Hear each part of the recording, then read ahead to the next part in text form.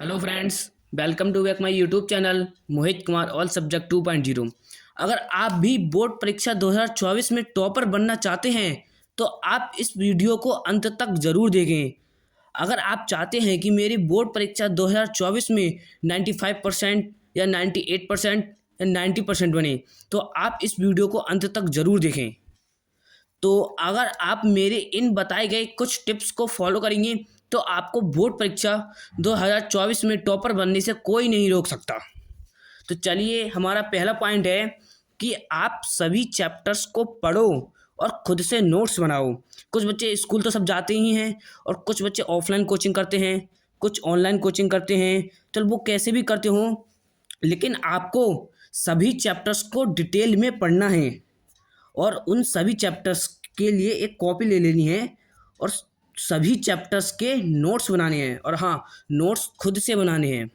Notes खुद से बनाने कुछ बच्चे क्या करते हैं कि किसी और से नोट्स ले लेते हैं और उन्हें समझ में नहीं आता, क्योंकि वो नोट्स उनके द्वारा बनाए गए होते हैं और उन्हें कुछ समझ नहीं आ पाता है। अगर आप नोट्स खुद से बनाएंगे तो आपको अच्छे से समझ में आएगा और आपको पढ़ने में मुश्किल नहीं होगी। नोट्स बनाने से क्या होता है, इससे हमारा राइटिंग भी इम्प्रूव होगा। और ये क्या कहते हैं ना कि लिखने से भी हमें याद हो जाता है। तो जब आप खुद अपने आप लिखेंगे तो आपको इससे कुछ याद भी हो जाएगा। तो आप सभी चैप्टर्स को पढ़ो और खुद से ही नोट्स बनाना। फिर हमारा अगला टॉपिक है कि आप सभी सब्जेक्ट पर ध्यान दें, क्योंकि सभी सब्जेक्ट के बराबर ही नंबर होते हैं और जो सभी सब्जेक्ट में नंबर आते हैं ना, उसी को टोटल जोड़ के ही रिजल्ट आपका पूरा तैयार किया जाता है। तो आप सभी सब्जेक्ट पर ही ध्यान देना, चाहे आपके मैथ्स में 99 नंबर हों या आपके साइंस में 100 नंबर हों, लेकिन जब आपके हिंदी में 20 नंबर होंगे तो आप फेल हो जाएंगे। तो आपका मैथ्स और साइंस में इतने नंबर लाने का कोई फ़ायदा नहीं होगा।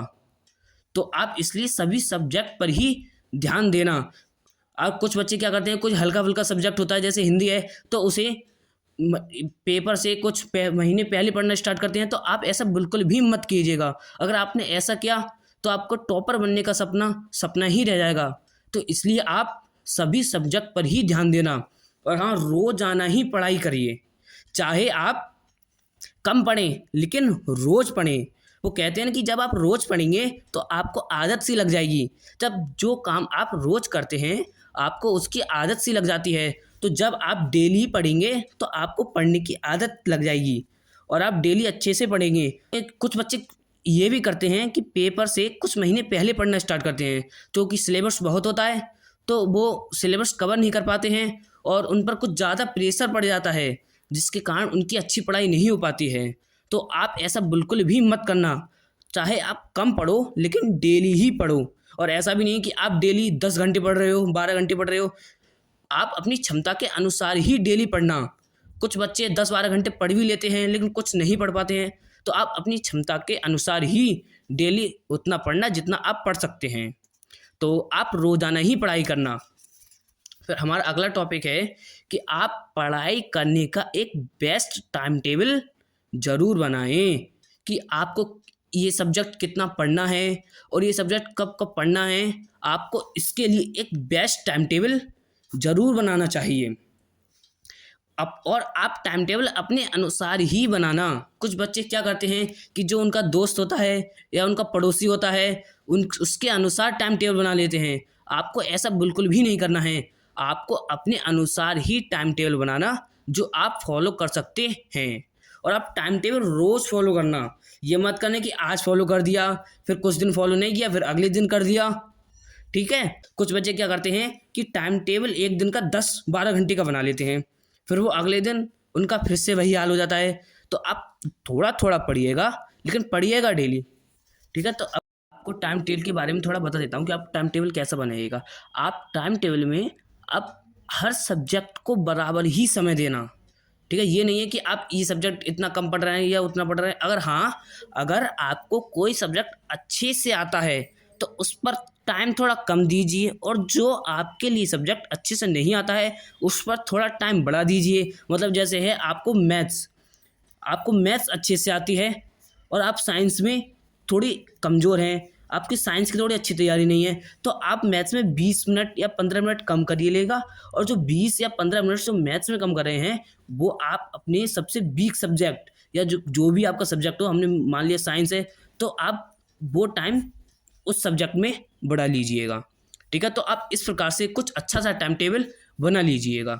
हमारा अगला टॉपिक है कि आपको इम्पोर्टेंट क्वेश्चन जरूर करना है। आप जितने इम्पोर्टेंट क्वेश्चन कर सकते हैं आप उतने इम्पोर्टेंट क्वेश्चन कीजिएगा, और आप एक कॉपी पर प्रत्येक चैप्टर के इम्पोर्टेंट क्वेश्चन लिख लेना।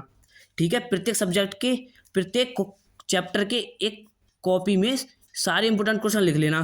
फिर आप पेपर से कुछ दिन पहले वो इम्पोर्टेंट क्वेश्चन उठा लेना और सारे इंपॉर्टेंट क्वेश्चन कर लेना एक बार जरूर। और उसके साथ साथ आप प्रीवियस ईयर क्वेश्चन भी जरूर करिएगा। इससे क्या होता है कि इससे आपको यह अंदाज़ा लग जाता है कि बोर्ड परीक्षा में कैसे क्वेश्चन पूछे जाते हैं, किस तरीके के क्वेश्चन पूछे जाते हैं, किस लॉजिक पर पूछे जाते हैं, या किस चैप्टर से ज़्यादा क्वेश्चन पूछे जा रहे हैं, किस चैप्टर से कम पूछे जा रहे हैं, और जो क्वेश्चन ज़्यादा बार बार दोहराया जा रहा है उसे आप ज़रूर करिएगा।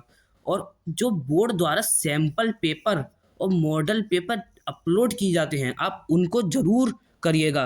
इससे आपको क्या होता है, इससे आपको पैटर्न का पता चल जाता है कि पेपर हमारा किस तरीके से आएगा, कि कितने बहुविकल्पी आएंगे या कितने नंबर का वर्णनात्मक प्रश्न आएगा। ठीक है, तो आप sample paper and model paper जरूर करिएगा। इससे आपको यह पता चल जाएगा कि आपका पेपर का पैटर्न कैसा आएगा। और हाँ, सबसे ज़्यादा महत्वपूर्ण टॉपिक है रिवीजन। आपको रिवीजन तो करते ही करते रहना है। ठीक है, आप जितना रिवीजन करेंगे आपके लिए उतना ही अच्छा होगा। हमारा अगला टॉपिक है टाइम मैनेजमेंट। बहुत बच्चों को ये प्रॉब्लम होती है कि उनका पेपर्स को करने के लिए समय कम पड़ जाता है। तो आप उसके लिए क्या करिएगा कि आप जो मॉडल पेपर या सैम्पल पेपर होते हैं सॉल्व करिए, और उन्हें टाइम लगाकर सॉल्व करिए कि आप उसको कितने टाइम में सॉल्व कर पा रहे हैं। अगर आप जो समय मिलता है बोर्ड परीक्षा के लिए उससे टाइम ओवर कर रहे हैं तो आप कोशिश कीजिए कि उसे कम टाइम में सॉल्व कर लें। तो आप इसके लिए मॉडल पेपर की प्रैक्टिस करते रहना, और आप साथ ही साथ पेपर से कुछ दिन पहले प्रीवियस ईयर पेपर भी जरूर कर लेना। उन्हें भी यही प्रकार टाइम देखकर सॉल्व करना। पेपर करने के बाद टाइम चेक कीजिए कि आप टाइम में कर पा रहे हैं या कर नहीं पा रहे हैं। इसके सहायता से आपका टाइम मैनेजमेंट भी होगा। और आप जब प्रीवियस ईयर पेपर करो तो बिल्कुल ऐसे करना जैसे आप बोर्ड परीक्षा में बैठकर कर रहे हों, बिल्कुल साफ साफ। इससे आपकी राइटिंग में भी थोड़ा सुधार होगा। जो चीज़ डेली करते हैं तो आपको वो चीज़ करने में कुछ डर सा नहीं लगता। ऐसे ही जब आप प्रीवियस ईयर पेपर डेली करेंगे तो आपको बोर्ड परीक्षा का पेपर देखकर आपको डर नहीं लगेगा। आप ये सोचेंगे ये पेपर तो हम इस तरीके का पेपर तो हम डेली सॉल्व कर रहे हैं, तो आपको बोर्ड परीक्षा में किसी प्रकार की कोई असहाय महसूस नहीं होगी। तो आप मेरे इन बताए गए टिप्स को अगर आप फॉलो करेंगे तो मैं गारंटी के साथ कहता हूँ कि आपको बोर्ड परीक्षा 2024 का टॉपर बनने से कोई नहीं रोक सकता।